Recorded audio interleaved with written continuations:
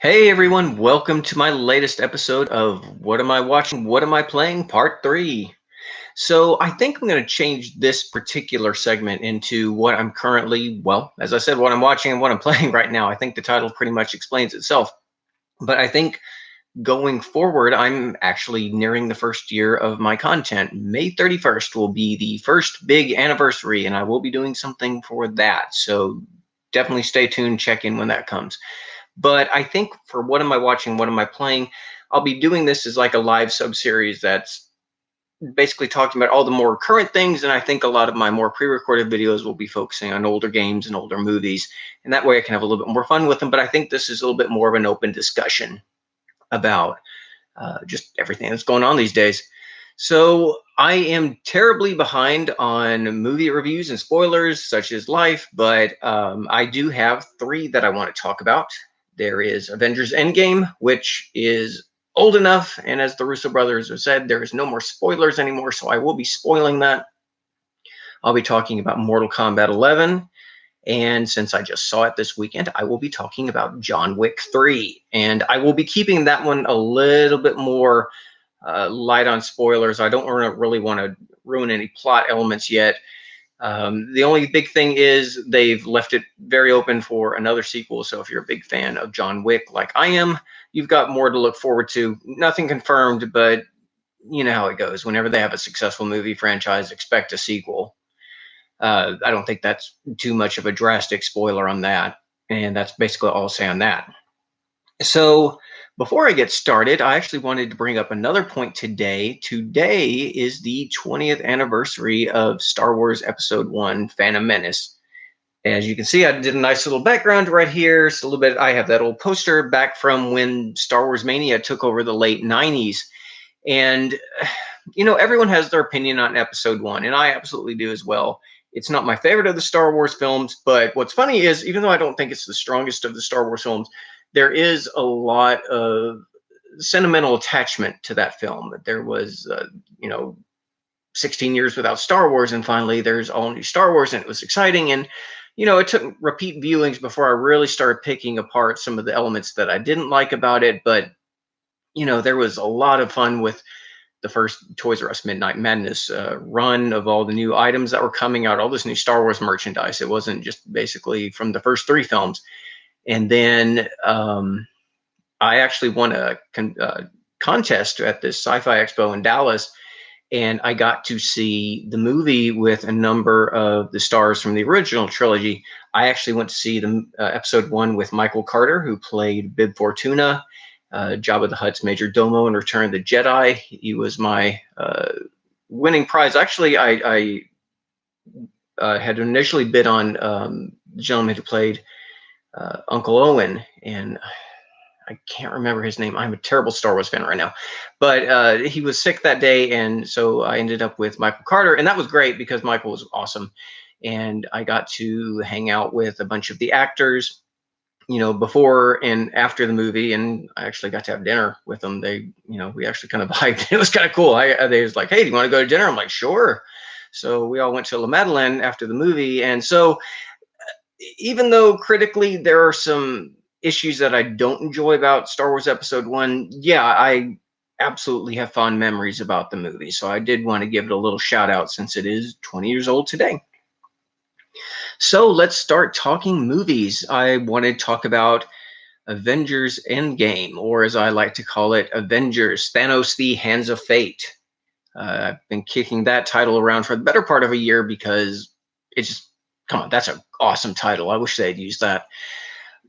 But Avengers Endgame, how was it? It was awesome. I don't really see Marvel Cinematic Universe going forward. I'm sure they will have big plans and big ideas, and they'll eventually integrate the X-Men and the Fantastic Four and all the other 20th Century Fox properties into the Marvel Cinematic Universe proper, because now Disney owns Fox and whatever, Hulu, they just got that. Yeah, they're just the Borg and Galactus and Unicron all in one these days. So it's just kind of crazy, but it will definitely shake up the Marvel Cinematic Universe going forward. But I don't ever expect them to top this movie on this level. I don't expect any movie to. I don't know if I'll ever see another movie in my lifetime that will ever match what this has done in the last 10 years, starting with Iron Man, and now we've gone to Avengers Endgame. And certainly everyone has their favorites throughout the series. There have been 22 films. My personal favorites are the Avengers movies. Didn't care so much for Age of Ultron. That was the best of it. It wasn't bad, but it wasn't the best of it. Guardians of the Galaxy, I think, are my default favorites. And I like Spider-Man Homecoming. I think Tom Holland does a good Spidey. But overall, the movie had some really great moments. And one of the things I really liked about it, it didn't feel like a comic book movie. I mean, absolutely, they get into the rock'em sock'em, big spandex, lots of special effects action at the end, and they do some really great battles. But at the end, the beginning of the first third of the film, they spend a lot of time grieving over everything they've lost, and they really let you spend time with the characters that you've gotten to know over the last 10 years. And it's nice. It's a nice way to really connect with these characters, and I think the producers and everyone involved were smart enough to know that, and that really set well with this film because it allowed you time to breathe and see how everyone was processing and managing. And they did some nice scenes, everything from Captain America did a support group, Hulk got smart, and I thought that was really funny. Thor basically had PTSD and became overweight and turned into the Big Lebowski. Um, but yeah, it really kind of showed why you loved these movies. And even they started getting into this wacky time traveling element to undo everything that Thanos did, and the snap that he did. And I think that really led to a lot of best of Marvel Cinematic Universe films. It was kind of like a Back to the Future sort of thing where the characters now were interacting with moments back then, but they picked all the big ones like from the original Avengers where all the six characters are doing that cool camera rotation around them, and that great opening for Guardians of the Galaxy 3 where uh, Star-Lord is rocking out to Come and Get Your Love, and in reality, he's basically just listening to all the music inside his Walkman, and he looks like a complete idiot to every other outsider.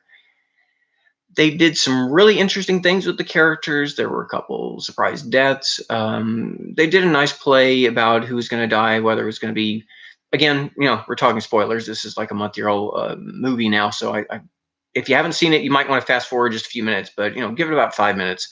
Um, Hawkeye and Black Widow decide which one was going to die, and it was a nice play. It wasn't just like a great thematic big, well, I'm going to do this, march off, there you go. They actually had a little bit of a fight between that, and they did leave you wondering, all right, who are they going to kill for this moment?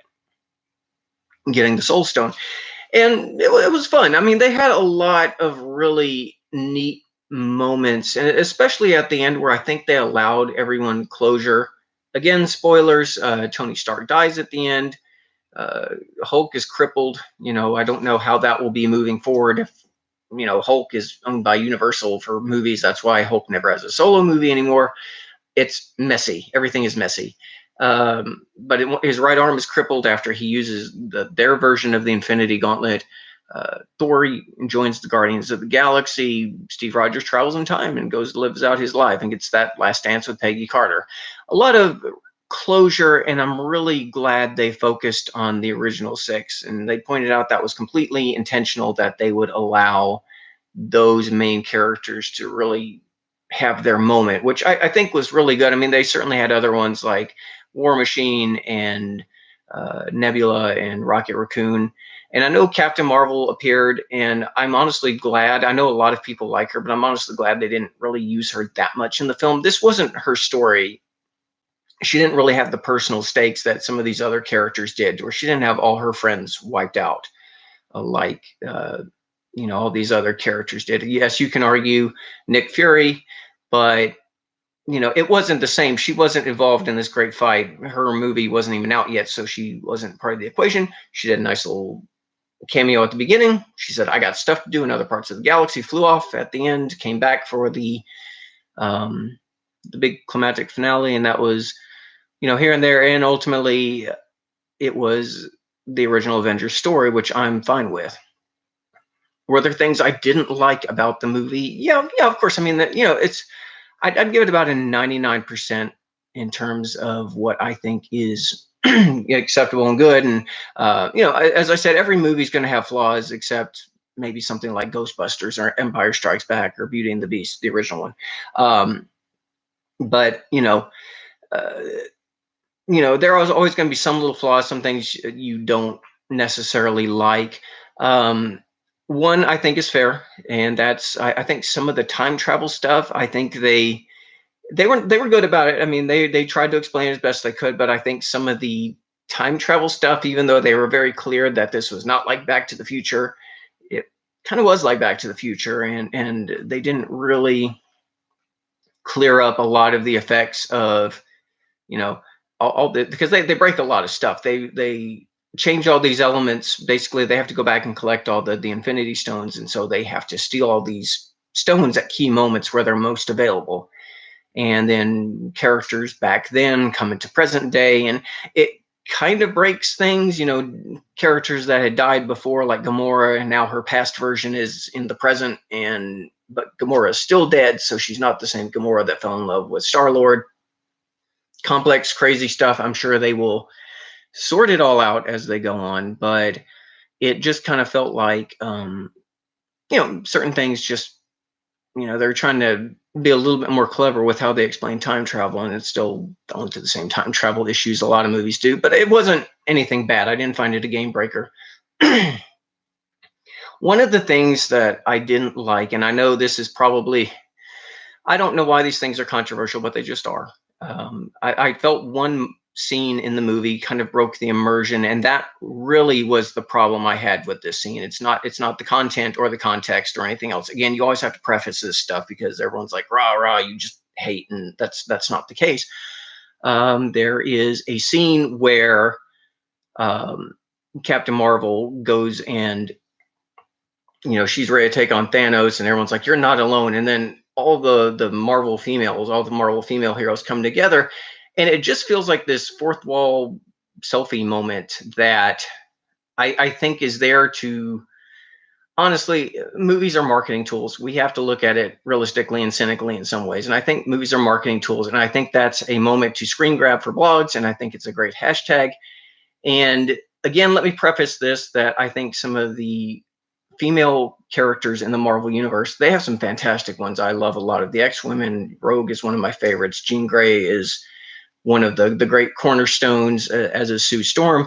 And they've got, I really like Gamora, and I liked Mantis because she was kind of funny and sweet, and Nebula is really cool. They did a lot of character growth with Nebula, and I liked all the other characters. I thought Valkyrie was fun, and I thought that was great that she got to basically head up Thor's new Asgard when he went off to have wacky adventures in space with the rest of the Milano crew. So it wasn't that I had an issue with all the women getting featured. That's not that. It just seems like, let me put it this way. It wouldn't seem, if they had done that with like all the guys, it would have been weird. If they had done that with one race, it would have been weird. And it felt weird, and it felt like this look at me moment. And I get what they were trying to do, and it was a noble moment and all that. And I do get it, but at the same time, it just took me out of the immersion because it was obvious what they were doing, and it didn't become part of the story. I think one of the great things about storytelling is you show, don't tell. I mean, like if the Terminator, like, okay, let's Terminator, like when he, in the original 84 Terminator, like when he went into the police station, you don't want to hear Reese recount of how messy it was. You want to actually see Schwarzenegger blow up the police station. Ripley in Aliens, when she goes down to the alien hive and burns all the eggs and everything else, you don't, wow, you should have seen what I had to go through. You don't want to see that. And I don't want to call attention to what it is. I want you to show why they're awesome. And that could have been just as simple as having a nice little montage of going in and out and all the female characters kicking butt instead of posing, because it just looked like they dropped everything to stand there for a few seconds while this giant battle is going on.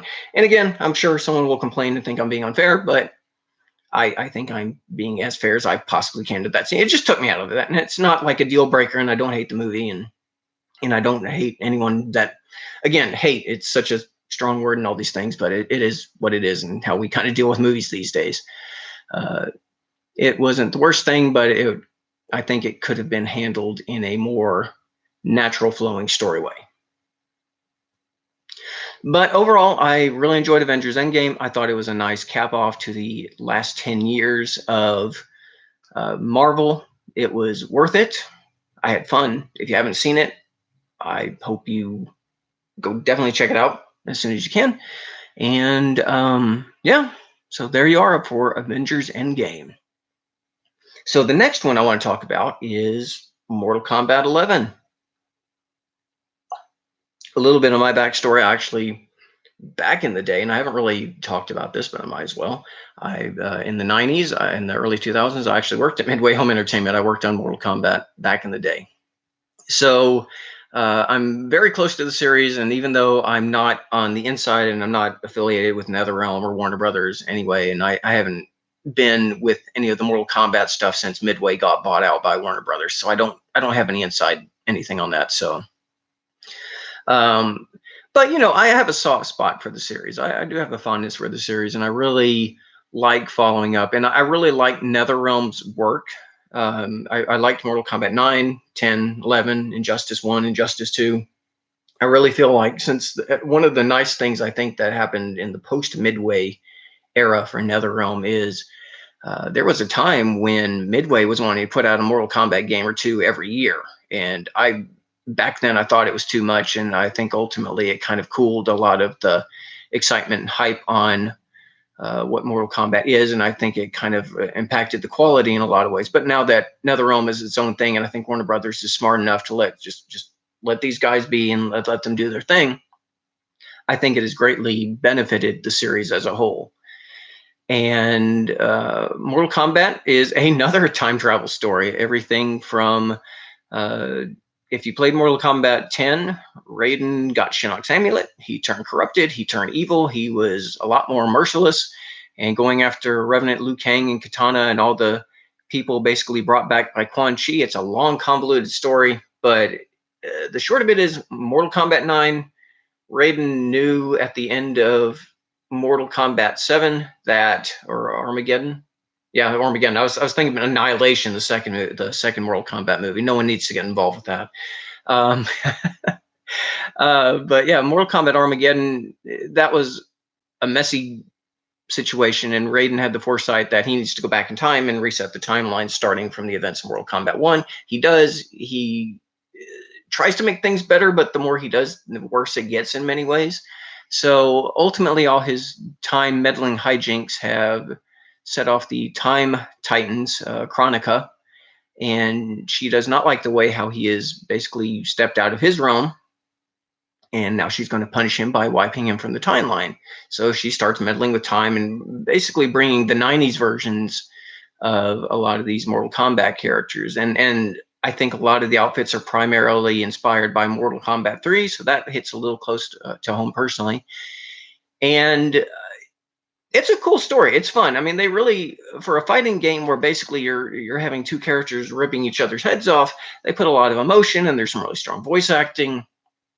And yeah, I'm really impressed with what they do with the story, and I think the fighting mechanics are excellent. And I think the new fatal blow, that last minute, you're about to get beaten, but you have one chance to sort of redeem yourself with some super gory, violent moves that almost are comparable to fatalities, and the fatalities are pretty gnarly. If you haven't had a chance to see Devoras yet, then definitely check that one out. Those are pretty disgusting. But yeah, they do some things, and that I think really make the game. They slow it down a little bit, and it's a little bit more technical than it used to be, but you still have a lot of the good moves that make these characters who they are. Uh, I think a lot of the one thing I don't like about it is the fact that they do change some moves, and they've done it for a while, and I'm used to the way Mortal Kombat arcade games play. You have the down forwards and the back forward, and they have some of it, but a lot of it's just like back forward, like Liu Kang. Everything is just back forward punch or kick or something, and that's how he does his fireballs and his kicks and everything. And it just seems like a lot of the special moves are like that. Like everything's back forward button, and just I don't know. It kind of like you're so programmed in your own way to like know how to throw Raiden's lightning bolt or Scorpion spear. That's a notorious one. And you're programmed from years and years playing these games, and then when they change it up, it's like you know what to do, but there's still something in the back of your head that's like, I still want to do it this way. I actually bought the arcade one-up version of Mortal Kombat 1, 2, and Ultimate 3.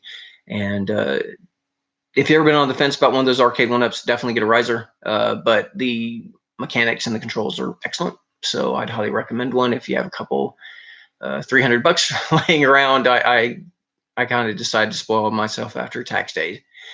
But it's funny, and again, this is kind of going back to Avengers Endgame, but this is a different thing. I've noticed there's been a lot of complaints of how Mortal Kombat is now ultra woke or whatever, and honestly, I don't really see it. I mean, I know they put jackets on a couple of the female characters and given them long pants instead of basically the little bedazzled swimsuits, and you know it doesn't bother me. It's fine. It's design elements, and it looks close enough to the inspired by elements of 3 and so on. So it's not an issue. I think it's still a smart look. I don't really care that they cover up the women. Do they fight well? That's all I care about. And they've changed a lot about Sonya Blade, who's actually one of my regular characters. So I'm still kind of having to reinvent the wheel on that one. So that's been a little bit more challenging. So I've gone back to Sub-Zero, my other main. I find it funny that the way that this game ends, it's like they leave a lot of more time traveling hijinks possibilities.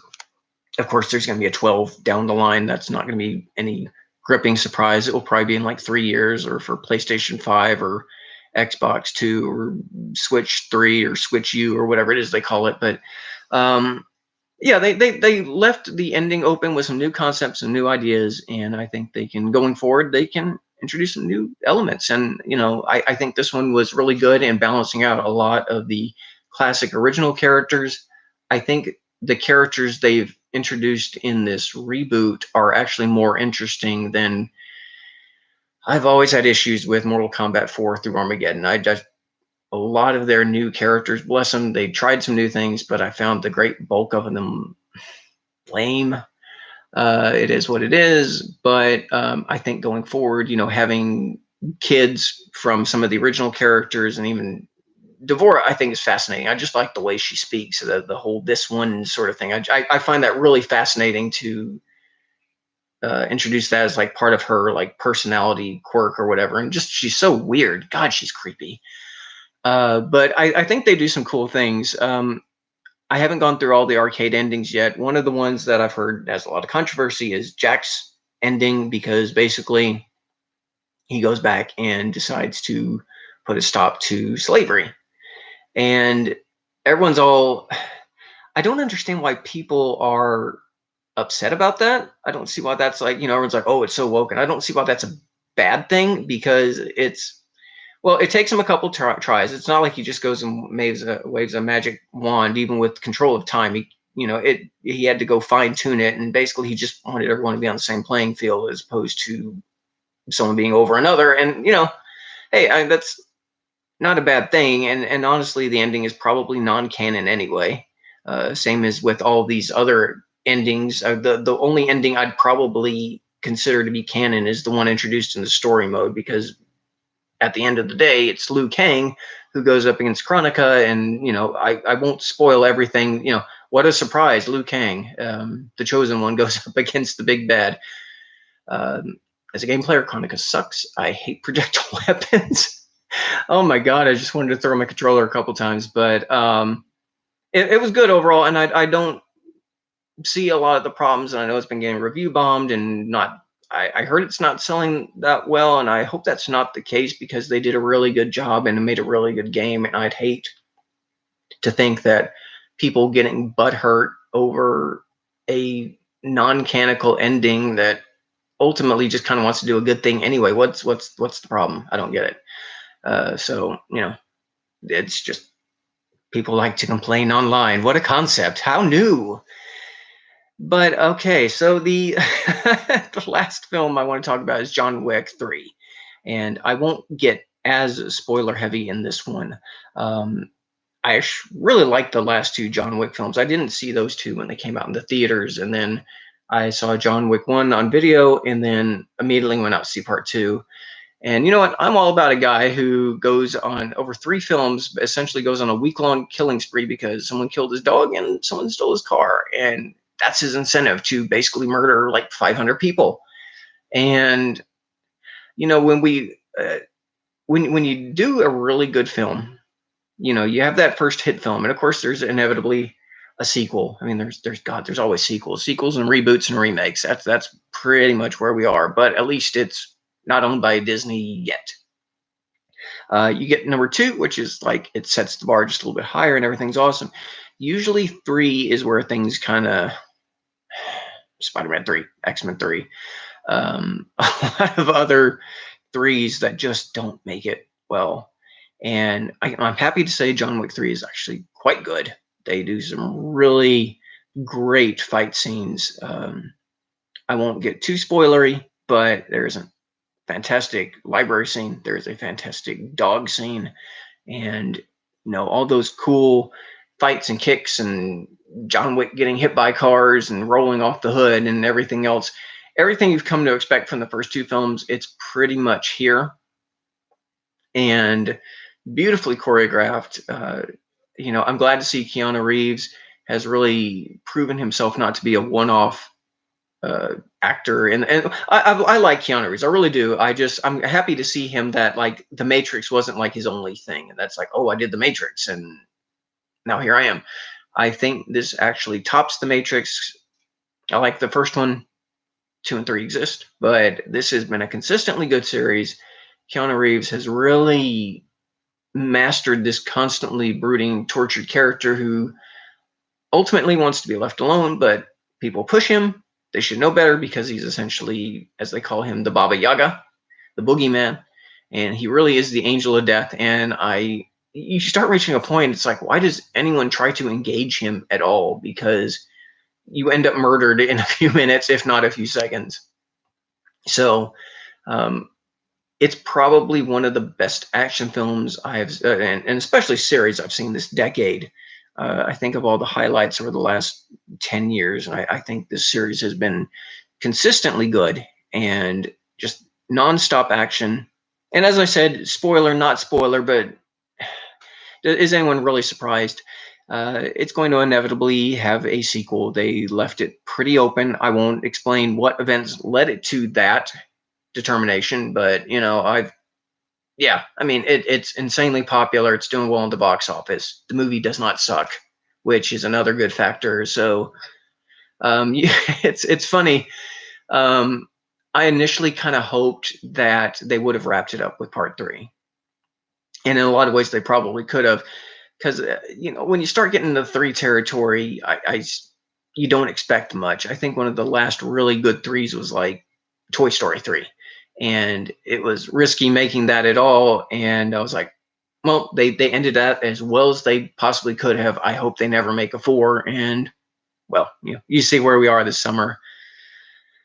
I'm hoping, but I'm going to be sad if a mediocre film to the first 3. But John Wick, as I was talking about, um, yeah, it's great. If you haven't had a chance to see it yet, I definitely recommend it. If you're a fan of the series, definitely recommend seeing it. It's great action, great choreography. It's just beautifully shot. Keanu Reeves is entertaining as he can possibly be in this, and just I love Ian McShane. I think he's actually one of my favorite actors, and I just love his style. Everything that he does is so cool. And they had some really good. I wouldn't say cameos. They had like here and there for their respective segments, but Halle Berry was in it, and she did a really good action piece. Angelica Houston was in it, and I really like her work, and she was an interesting character in this. Um, Lawrence Fishburne was in that nice little Keanu Reeves, Lawrence Fishburne Matrix kind of crossover. I like seeing them interact. I think they have good chemistry together. Um, Of course, I'm not going to spoil if people live, people die, what happens to the state of people by the end of this film if they do make it, because there's changes. There's definitely changes.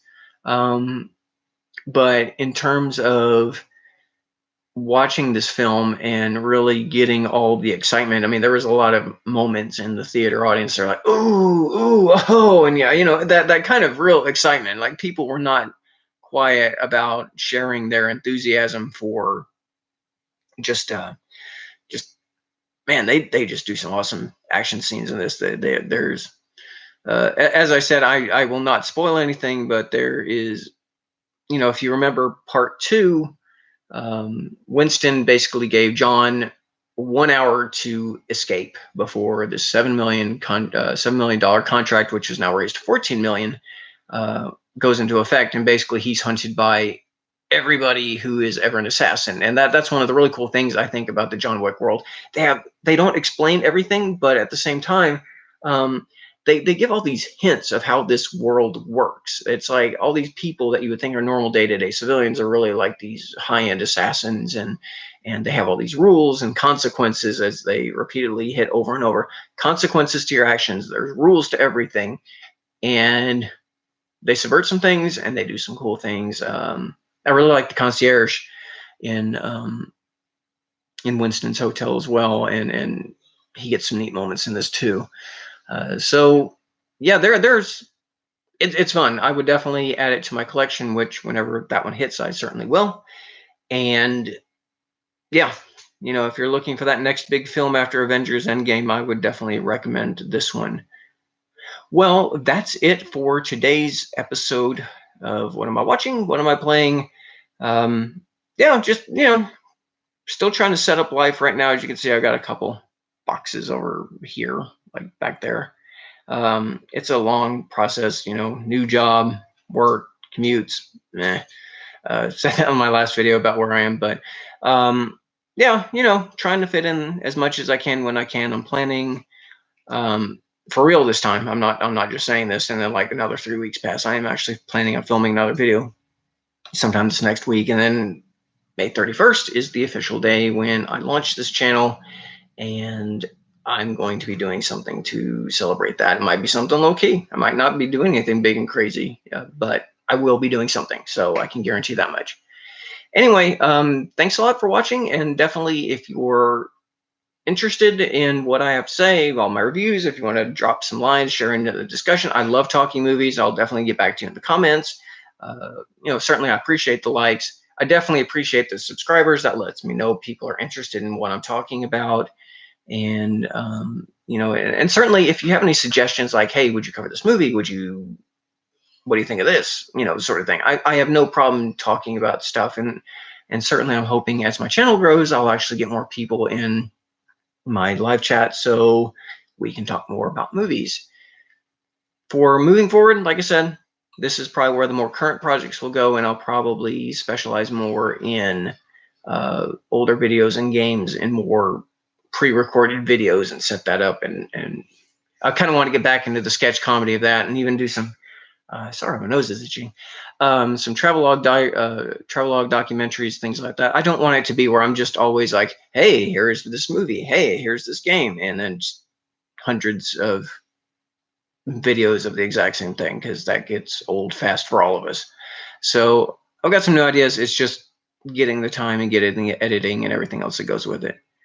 Anyway, thank you so much for checking in. I appreciate it. As I said, always, you're welcome to engage me in a conversation in the comments below. Don't be crappy. I mean, you can if you want to, but, at least make it interesting crappy if you're going to do that. So anyway, thanks a lot, and I will see you that next time. Take care.